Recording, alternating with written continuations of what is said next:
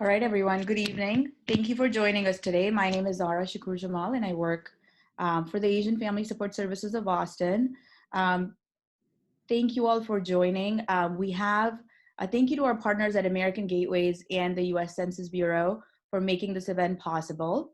The Asian Family Support Services of Austin has been serving Asian and immigrant communities in Central Texas for the last 28 years. Our work is focused on breaking the cycle of violence, and we serve folks that are experiencing domestic violence, sexual violence, or are victims of human trafficking. We also do systems advocacy work, and tonight's session is part of that, in making sure that our communities are aware of the resources that exist and feel safe in accessing those services and resources that are available. So with that, I will pass on the presentation to Attorney Christina Figueroa from American Gateways. Hi, everybody. It's great to tonight. I'm really thrilled to be a part of this discussion. My name is Christina Figueroa, and I'm in office. And tonight I will be discussing the new public charge rule and how that impacts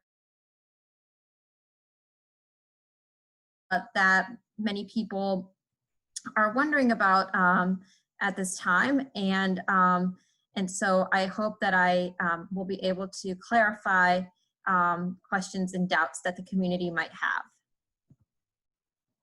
So just to review my agenda a little bit, I'm going to discuss the new changes in the public charge rule and how that impacts the community.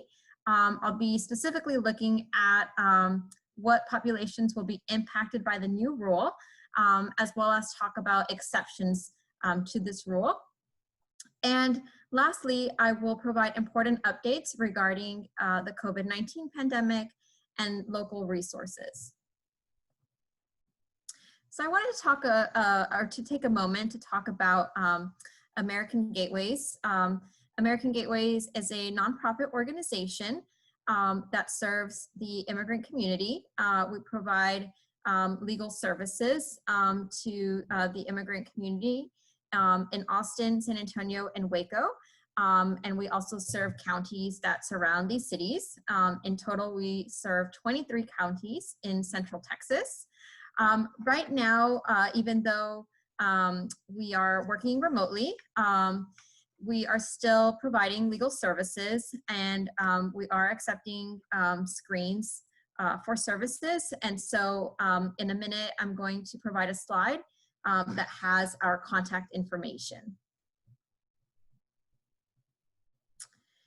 So here is a slide that has our addresses as well as our phone numbers where you can reach us in case you would like to apply for services.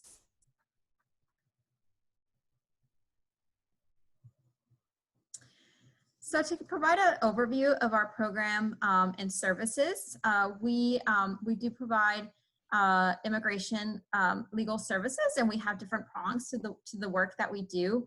Like AFSSA, we do serve immigrant survivors of abuse. So we help immigrant survivors of abuse apply for immigration relief. So things like the U visa, which was created for victims of crime. We also assist victims of trafficking, as well as survivors of domestic violence who have suffered abuse at the hands of U.S. citizen or resident family members. We also provide asylum services and pro se assistance at detention centers. So for example, here in our Austin office, we provide services to the Hutto Detention Center, which is about 40 minutes outside of Austin. And we help detainees apply for asylum and provide orientations to inform people about their rights. We also assist with DACA applications, with family petitions, citizenship, and adjustment of status. And we also aim to serve the community by providing education, So this presentation that I'm providing tonight is a part of that community education. People about their rights, and also to remain as a resource in the community to answer questions about various immigration topics. So now I'm going to begin our discussion on public charge, public benefits, and how these impact the immigrant community. So what is public charge? This is a term that we have heard time and again, but what is this? What is public charge referring to? So basically, public charge is a test to determine if someone who is applying for a green card or a visa to enter the US seems likely to depend on public benefits or government assistance in the future. So actually, public charge applies to very specific groups of immigrants. So it applies to green card applicants. So those would be applicants who are here in the United States pursuing what's called adjustment of status. They're applying for a green card here in the United States. And those applications are processed by United States Citizenship and Immigration Services. Public charge also applies to immigrant visa applicants. So those are applicants who are abroad and they're applying for immigrant visas at US consulates and embassies. And in those cases, it's the Department of State that's processing those applications.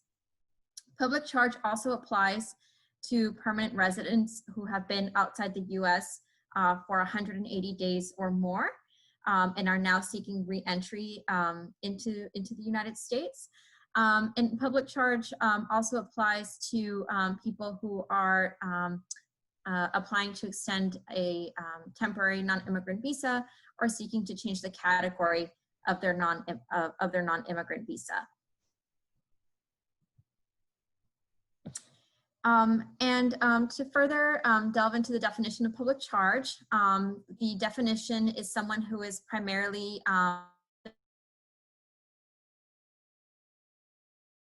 using public cash assistance for income maintenance or institutionalization for long-term care at government expense.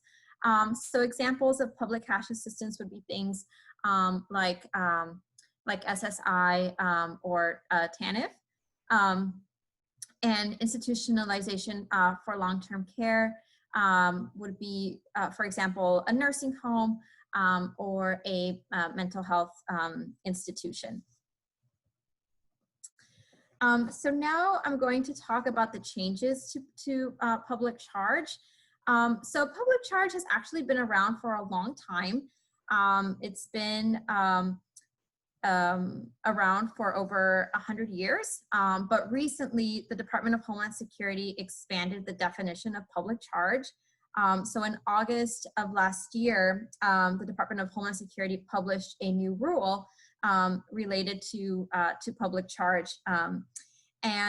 This definition expanded expanded the criteria for falling under this public charge test. It expanded public charge to include more programs than just cash assistance programs and long-term care. And it directed officers to really look at a totality of circumstances to decide who is a public charge. And in a couple of slides, I'm going to be discussing those circumstances more in depth. And the new rule actually took effect in February of this year, February 24th to be exact. And the rule does not actually apply to applications that were submitted before this date. So it does not apply retroactively. It only applies to applications that are submitted on or after February 24th of 2020.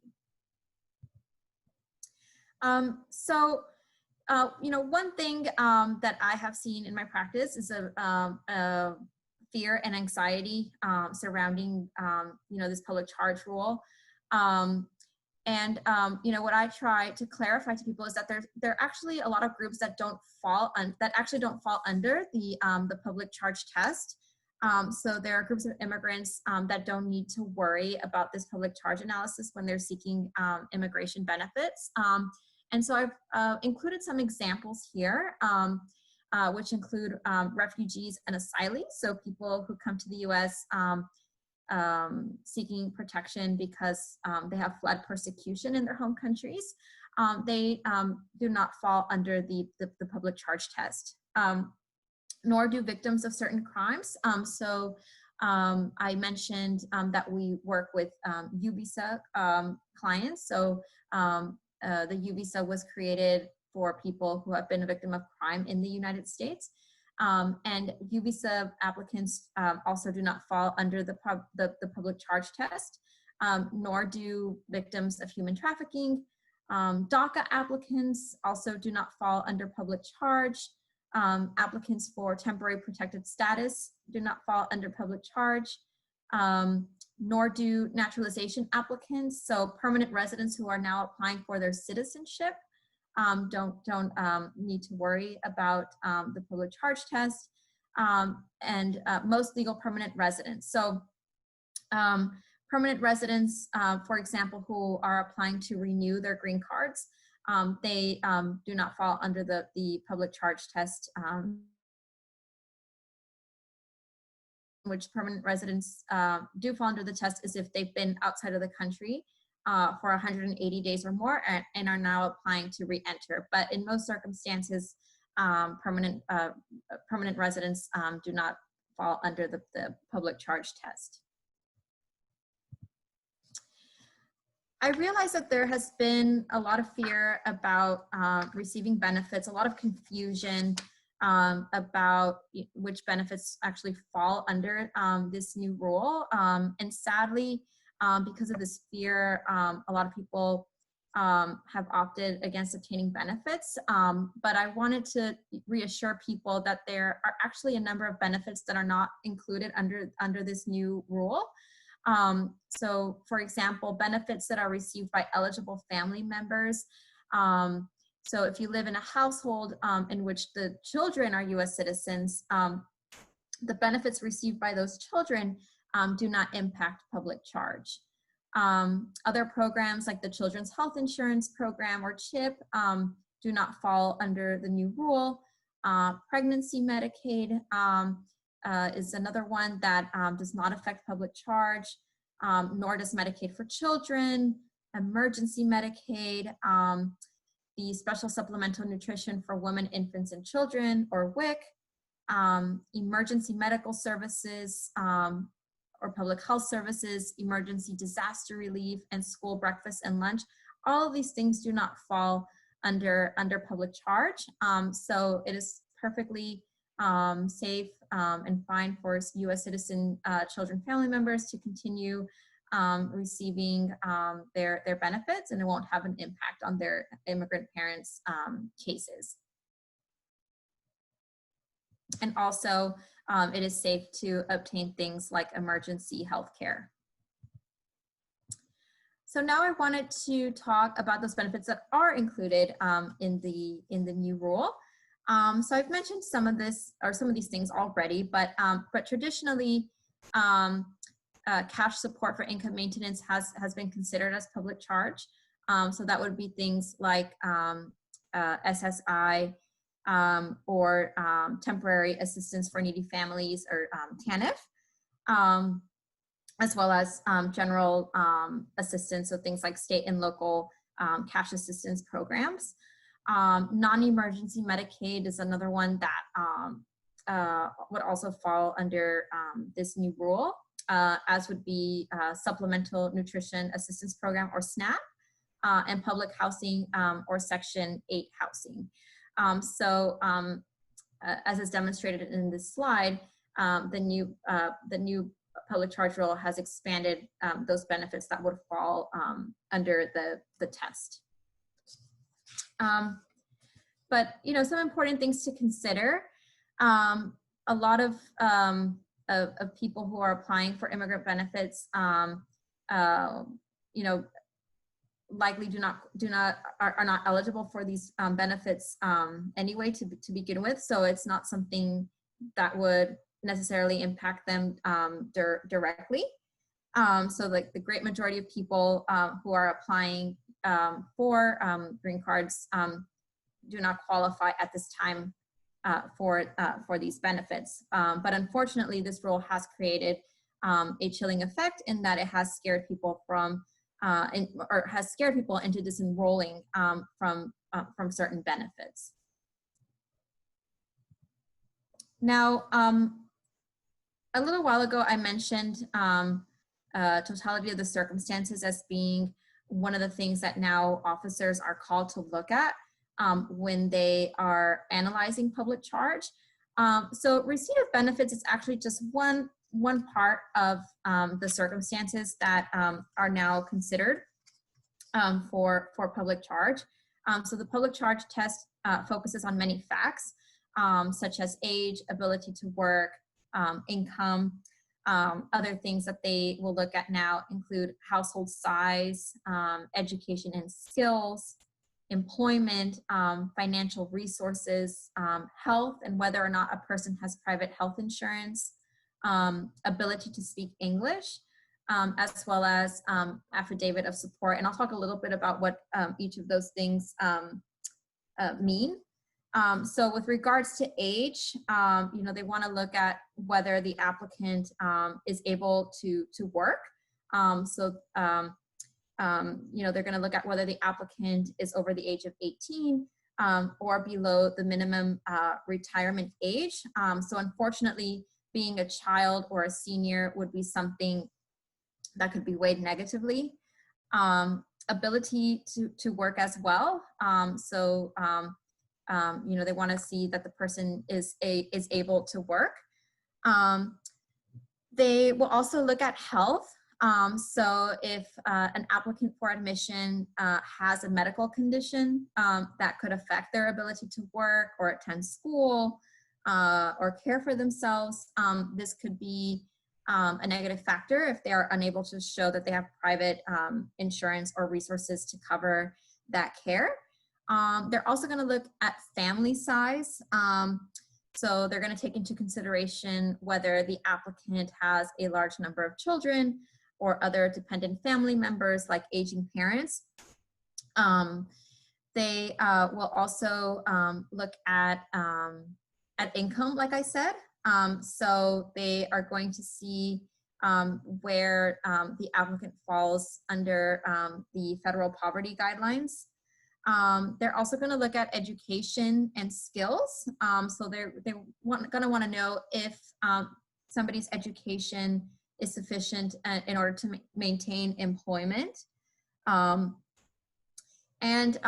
they're going to look at affidavit of support. So whenever somebody, for example, has applied for adjustment of status or an immigrant visa based on a family petition, for example, there is a requirement that an affidavit of support be submitted. So usually the affidavit of support is done by the family petitioner, so the family member who's petitioning for the immigrant applicant. And usually if the family didn't earn enough, then they could also use a co-sponsor. Now the affidavit of support continues to be required, and they're going to continue looking at that affidavit of support to see whether the sponsor could actually provide sufficient financial support. So now I'm going to provide some examples of what these heavily weighted factors are. So this is going back to the totality of the circumstances that they're looking at now. But some examples of negative factors would be receipt of public benefits. It would also include a lack of employability. So if somebody is at an age where they could work but are not working, that might be something that they would look at negatively, as well as lack of private health insurance, especially if the person has a diagnosis of a significant medical condition. Also, if somebody was previously found to be a public charge in removal proceedings, they're going to weigh that negatively. Now, examples of some positive factors would be a household income that is at least 250% of the poverty guidelines for that household size, or if somebody is currently employed and has an income that's at least 250% of the federal poverty guidelines. So they're really going to look at this financial well-being of the applicant and the family. Really looking at the family size, as well as the income. And they are going to look at things like, private health insurance. Like I mentioned earlier, things like age, education and skills, ability to speak English. And so, this is, I think, one of the bigger changes with this new rule is that now they are looking at more factors than just receipt of public benefits. They're looking at this totality of the circumstances. So I just wanted to reiterate again, though, that, for mixed status families, eligible children are entitled to benefits regardless of the status of their parents. And I think this is a fear that many people have had, and it has produced, a chilling effect in our community, unfortunately, because, some people are very afraid of what the impact will be of, family members continuing to receive benefits. But I did want to provide, continued reassurance that that eligible children continue to be entitled to benefits, so they can continue to receive the health care and the social services that are helping them thrive. And even though a parent might be ineligible to apply for benefits, they can still apply for benefits on behalf of their children. So if an undocumented parent applies on behalf of their kids, that's okay. The one thing, though, that we need to be careful with is that ineligible adults should not answer questions related to their immigration status when applying for their children. So now I wanted to take a moment to talk about COVID-19 and how that plays into public charge. I realize right now we are living in unprecedented times.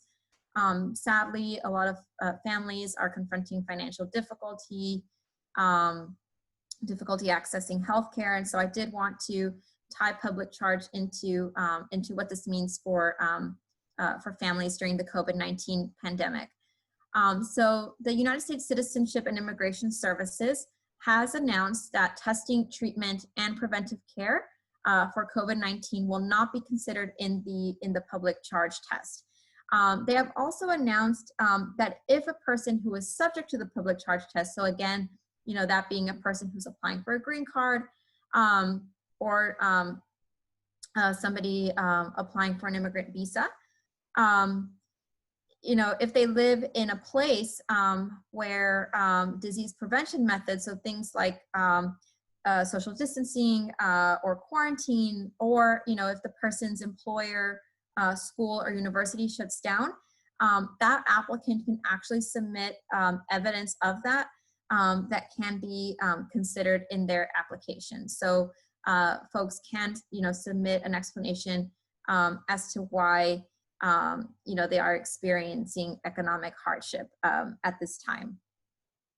And going back to testing and treatment and care, it will have no negative impact even if it is paid for by public benefits. So now I wanted to mention some of the COVID-19 related assistance that is not considered for public charge. Stimulus checks are not actually or will not be really considered for public charge. I realize that many families, unfortunately, have not qualified for the stimulus check, maybe because a family member is undocumented. But if they do qualify for the stimulus check, it's not something that will be counted against them. Nor will things like federal direct student aid or unemployment insurance or benefits. So those are some things that that would not be considered for public charge. And also, going back to what some of the exceptions are. So things like disaster relief or emergency relief are things, that are not considered for public charge. So now I just wanted to highlight some local resources that are available. And I'm happy to send AFSSA the contacts for these agencies. But there are many resources in the Austin area that provide further assistance with public charge, as well as helping the immigrant community understand their rights when it comes to employment. So examples of these resources are the Workers Defense Project, the Equal Justice Center, Texas Rio Grande Legal Aid, as well as City of Austin RISE funding.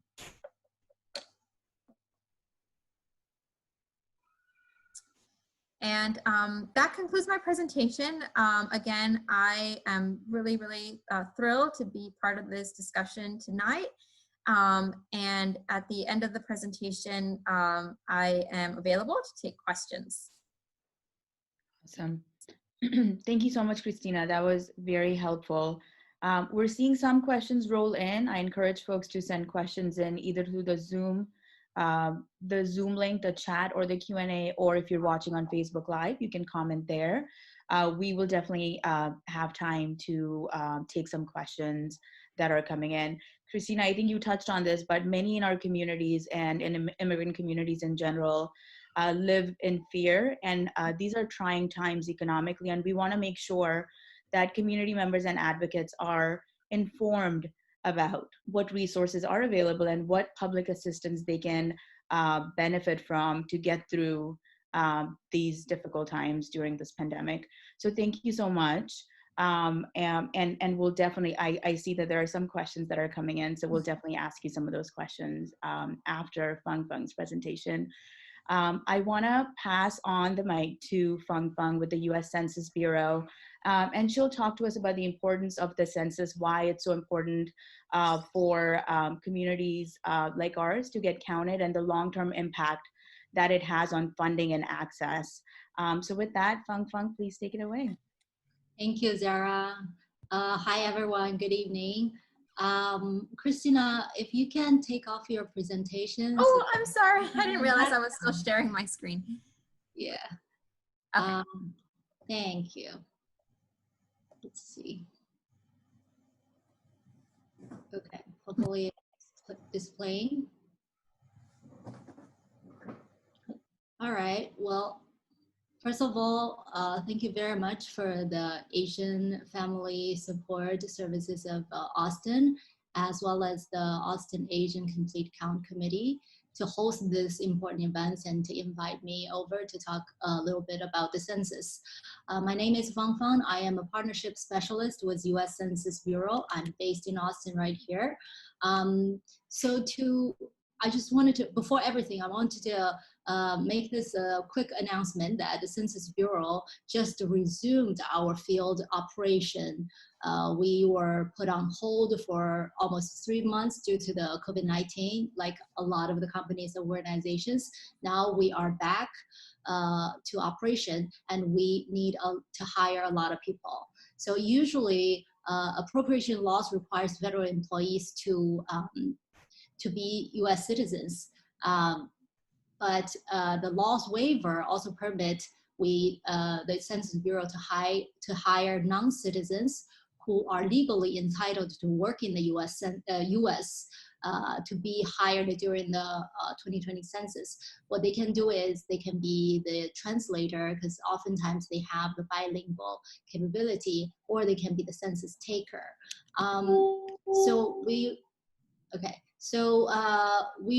Christina mentioned a little bit about the assistant programs, various ones.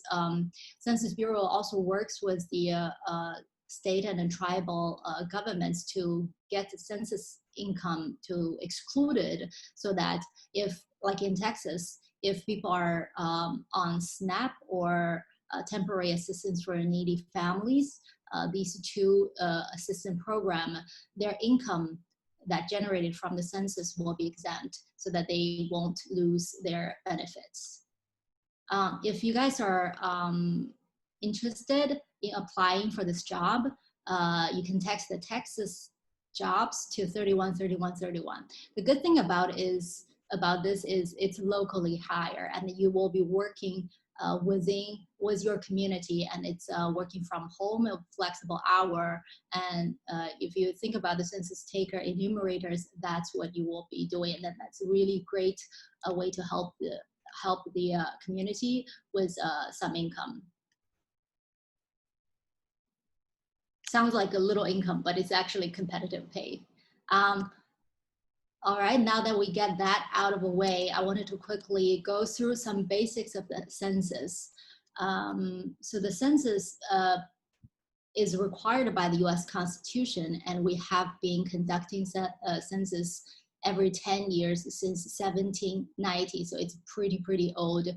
And the census wanted to count everyone who live in the US once, only once, and in the right place. Census Day is April 1st, so we wanted to have this snapshot understanding of where all the individuals live in the US on that day. There are 3 ways to self-respond to census, to 2020 census. You can respond online, by phone, or mail in the paper questionnaire. If you don't do any of the self-response way, the enumerator will start to visit family somewhere in August to interview you to gather the data. So on the contrary to a lot of people's perception that the questionnaire is long and asking everything, it's actually only contain the information that you see on the left side of the screen. So nowadays you can see that we disclose a lot more about our personal information on social media than this. So be very careful that Census Bureau, the 2020 questionnaire will not ask you about your citizenship questions or your immigration status. We will not ask for any donation or your financial information or your social security number. Now, I mentioned the 2020 census is to count everyone who live in the US. So who are everyone? Usually we would automatically think the US citizens, but we also count the permanent residents. We also count the people who are on student visa or work visa, or even long-term visitors, including the undocumented immigrants. So as long as you spend the majority of a year, like over 6 months in the US, you should be counted in this 2020 census. So a lot of our immigrants fall into this category, and they are not aware they should be participated. As far as the timeline, starting in March, we open up the response portals. Public can participate and then self-respond all the way till October 31st. That's the end of the data collection. Like I said, in August 11th, that's when the census taker enumerators will come to each family, not each family, to the families who haven't self-responded to have the in-person contact, of course, with all the safety measures that are required by the local authority right now. And that will end on October 31st. So October 31st is the last day of the data collection.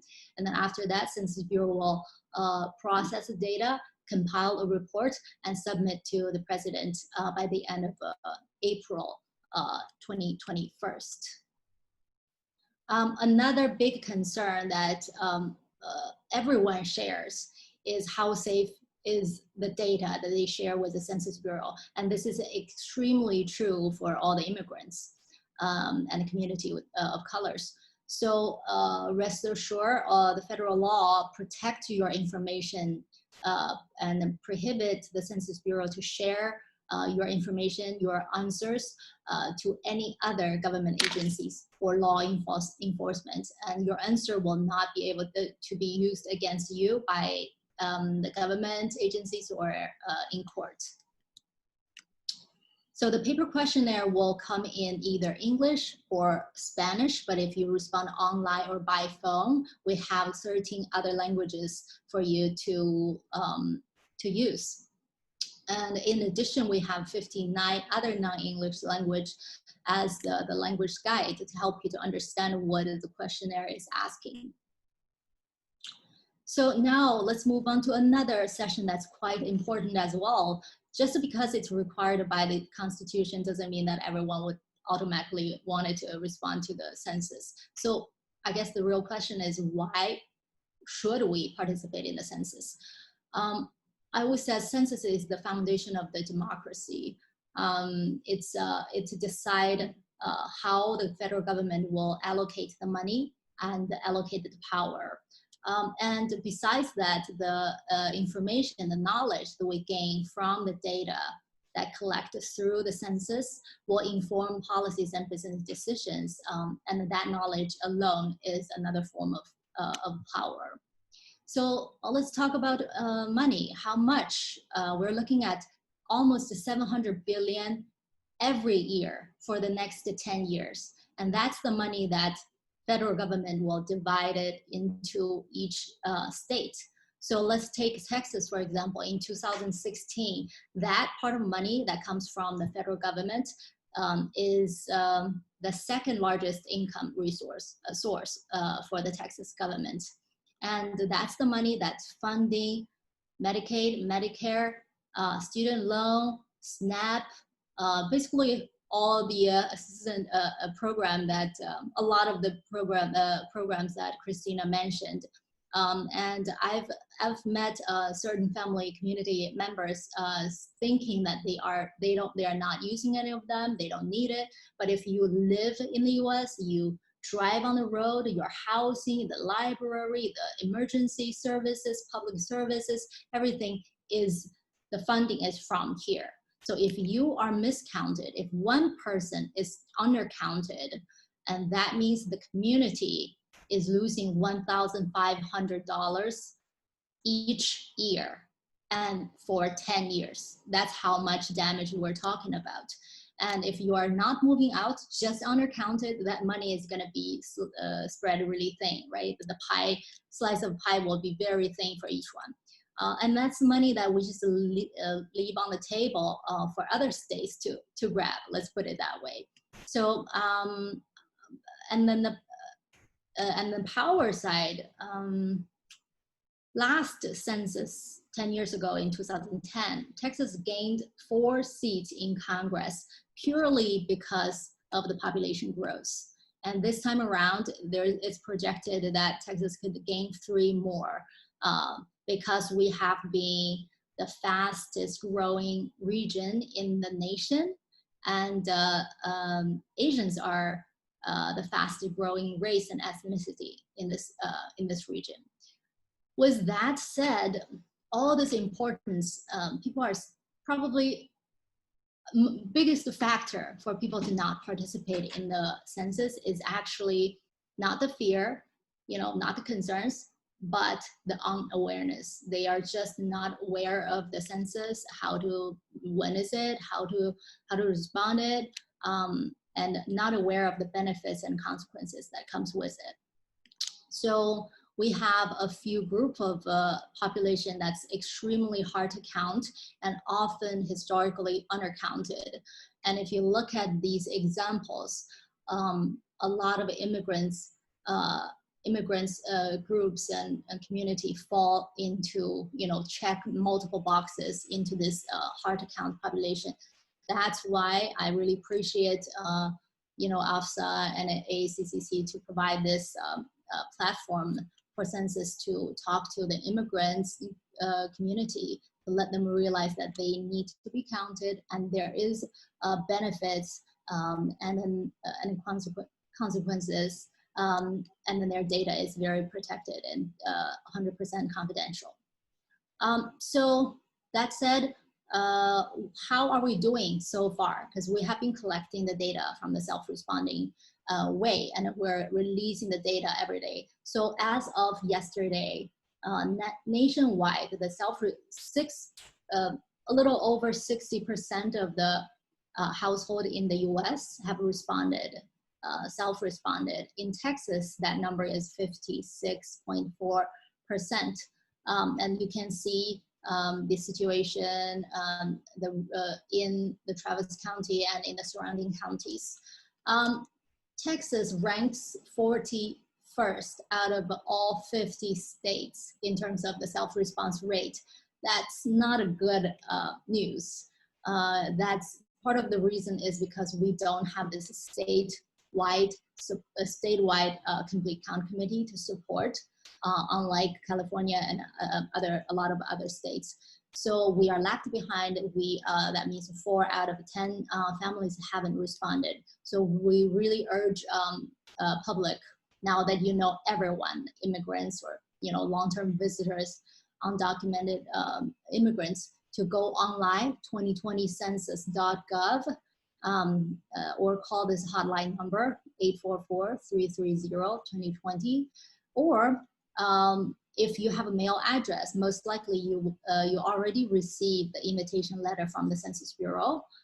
There should be a census ID on that invitation letter that links to your household address. You can take that ID to go to online or by phone, or fill up the paper questionnaire to mail it out, mail it back.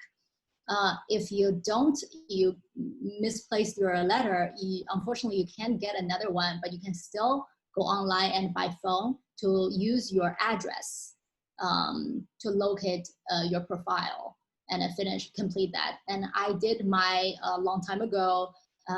It took me less than 10 minutes for sure. So it's quick, it's easy, it's safe. We really urge everyone to do it, and then do it before August, before the census taker to come to knock on your door. To a lot of families, that's a motivator. They don't want people to come to your door to talk to you. And then also, in addition to that, if public can self-respond, that's the more accurate and less costly. Then we hire people, train them, and then send them out for the in-person. That's the most costly method. I think that was a very brief summary that on the census, and I appreciate this time. If we have future opportunities, because it's a series of panelists and panel talks, me or my colleagues or Austin Asian CCC would love to join and answer more questions then. This is my contact information. You can, if we don't have enough time to answer all your questions, this is how you can reach me. Thank you so much. I will give it back to you. Thank you so much, Fang Fang. That was really helpful. I've personally been asked about how safe is it, how secure is it to complete the census. And I think given how important it is and the long-term impact that this has on our communities, this is really comforting and allows hopefully advocates and community members to feel comfortable in completing the census. We have a few questions coming in. I'll pose a couple to Christina, and I think we also have a couple for you, Fang Fang. I'll start with the first question from an anonymous attendee. The question is for Christina. I'll read it out. Can family members who are LPRs and adjusted through a family petition with an affidavit of support obtain free COVID testing and treatment? Or is the sponsor responsible for paying the government back for these types of resources?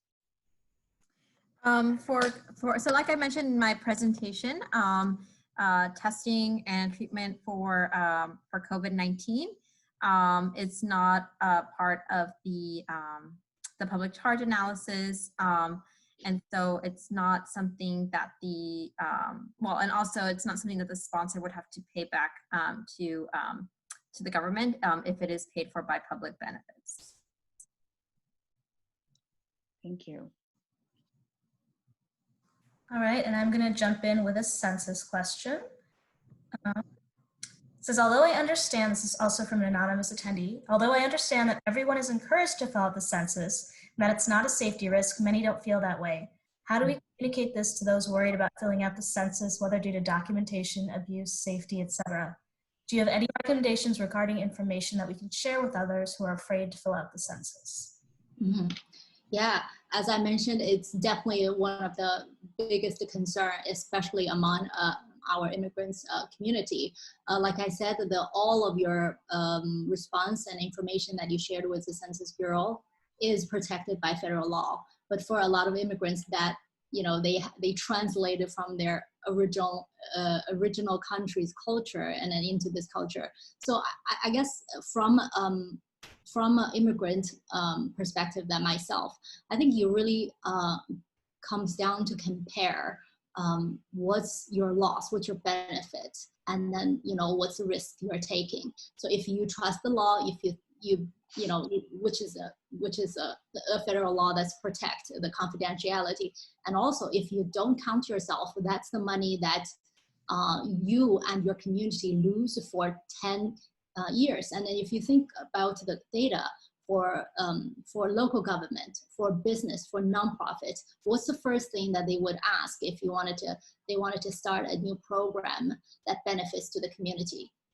How many people? Who are they in that area, right? And that's the data that's generated from the Census Bureau, from this decennial census. So this, if you're undercounted, you are going to be undercounted for 10 years and in all levels of the program. You know, so not only that money and that representation, it's overall missing out. So your voice is not heard. So think about that kind of a benefit and consequences and balance it out. And it's really up to us. But I can vouch that your information is confidential and protected by the law. Thank you, Feng Feng. I know Feng Feng had her information up there. We'll have a slide with all of our information before we end this, and certainly reach out if you are running into any challenges or need help filling out the census or have some more questions. For any survivors of violence, you can also call the AFSSA hotline, and we can absolutely assist with completing the census as well. We have another question for Christina.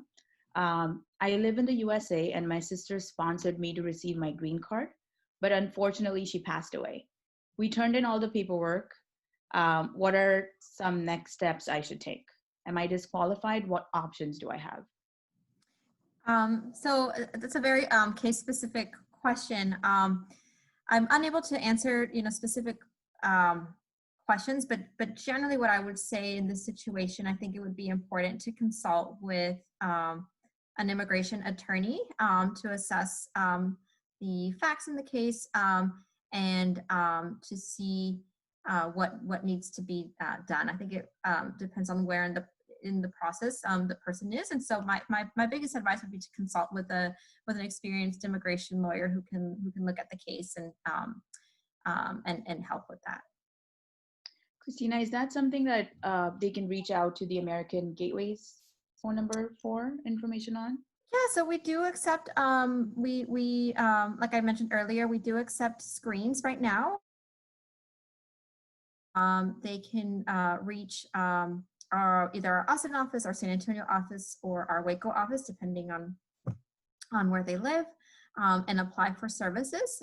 We do offer assistance with family-based petitions, so it might be something that we could help with. And so definitely, if you would like to apply for a screen, feel free to give us a call. Absolutely. Thank you so much. We have a couple of comments on the RISE funding. AFSSA did assist, was one of the first four organizations to distribute RISE funding. And so we've been responding to a lot of questions about how the public charge rule and its implicated.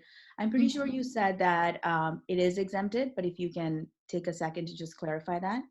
Sure. So we believe, in my personal opinion, I think that the RISE funding would count as emergency relief or disaster relief, and thus should be exempt from public charge. But there is some uncertainty surrounding that. So, there's a possibility that that an officer might ask about that later. But that being said, I think that the best thing in each case would be, again, to consult with an immigration attorney to look at the specific facts of the case. And if the person is receiving RISE funding, which is an incredible resource and has really helped a lot of folks, best talk to an immigration attorney who can help frame that benefit in the application and help the applicant explain that to the officer, and advocate for that person and explain that it was a form of emergency relief. Thank you.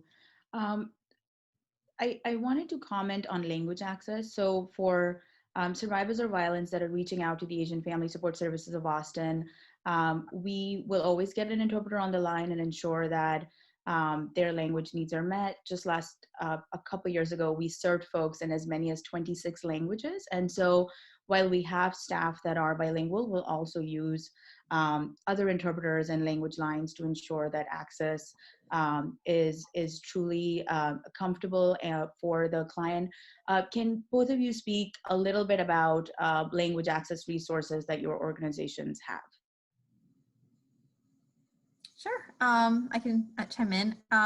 So it's a question, what kind of language resources we use? Yeah, absolutely. So if someone doesn't speak English, what resources or access do they have? Sure. So many of our staff members are bilingual, speak English and Spanish, but we're not limited to just English and Spanish. We also serve a lot of people from many different countries who do not speak Spanish, and we've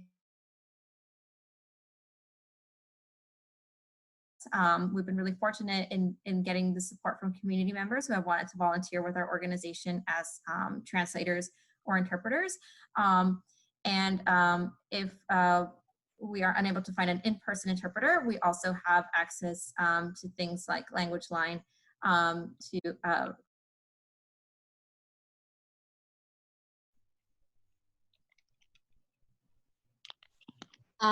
In terms of the 2020 census, I mentioned a little bit earlier that the paper questionnaire will be in English and in Spanish, but we have 12 more non-English languages to support if you call in or complete online. So that's entire questionnaire in those languages.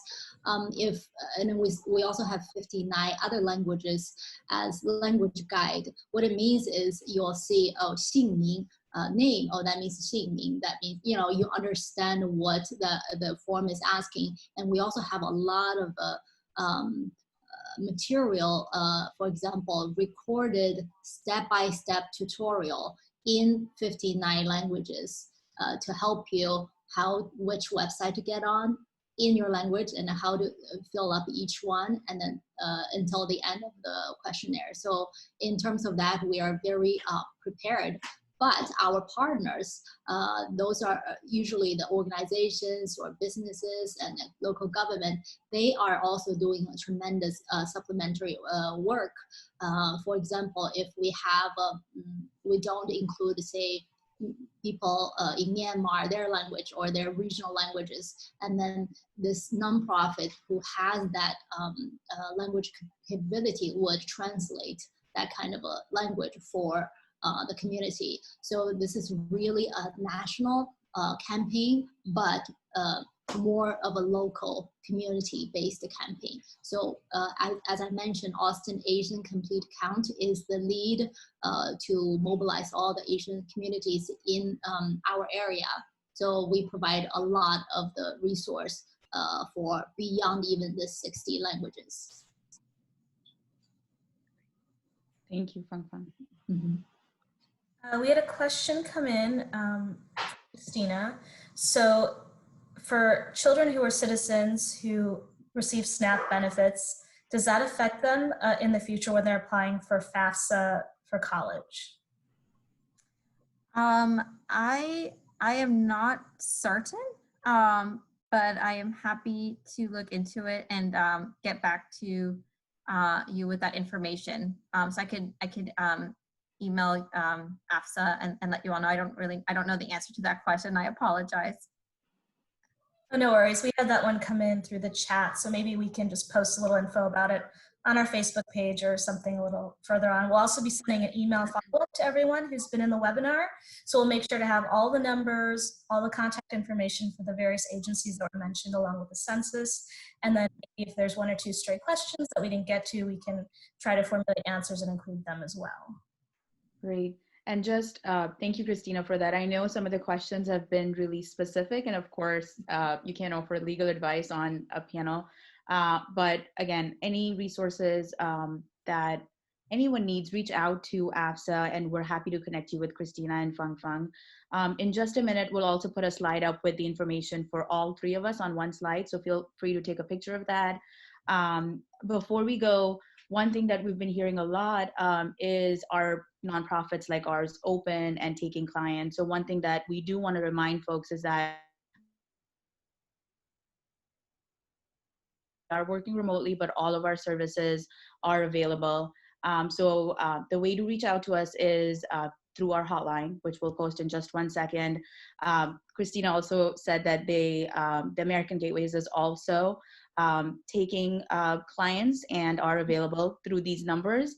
So for those of y'all that are advocates in your community, we know that these are difficult times. For survivors of violence, particularly domestic violence, people are stuck at home, possibly with their abuser. And so we want to make sure that folks know that there is help out there, that services are available. So please take a moment to let folks know that these organizations are available. Our help is free and confidential. And we hope that this has been useful. It's been really great to hear from Christina and Feng Feng. And thank you so much for taking the time to spend with us this evening. My pleasure. Thanks for having me and us. Yeah, thank you. Thank you for having me. It's been such a pleasure to join you all this evening. And, I'm grateful for the collaboration between American Gateways and AFSSA, and I look forward to continuing to work with you all.